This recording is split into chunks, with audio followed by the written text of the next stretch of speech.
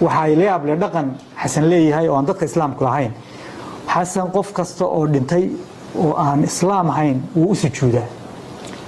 shaki wuxuu ku jiraa caqiidada xasan islaam ma yahay horta waay xasan waxa weeye dhaqanku dadku dhaqamada way kala leeyihiin qofka muslimka waxa lagu yaqaan qof dhintay inuu u duceeyo gacmaha kor u taagaa la yaqaan waxa la yaqaan dadka maartay majuusta inay gacmaha isa saartaan baa la yaqaan wajiga u soo dhaweeyaan kristanka waxa lagu yaqaan inay hoos u gaabiyaan oo sidii wax sujuudayo kale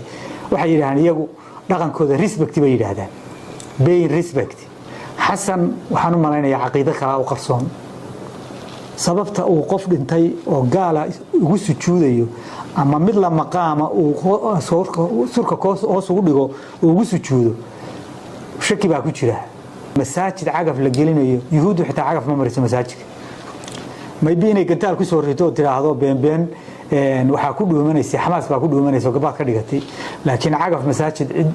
noole wali aan xasan ahayn wali ma arag taasi waxay ku tusaysaa damiirka Soomaalinimada iyo ka islaamnimadaba inuu ka dhintay inkastoo maalinta jimcaha tago masaajidka khudbad ka soo jeediyo waxay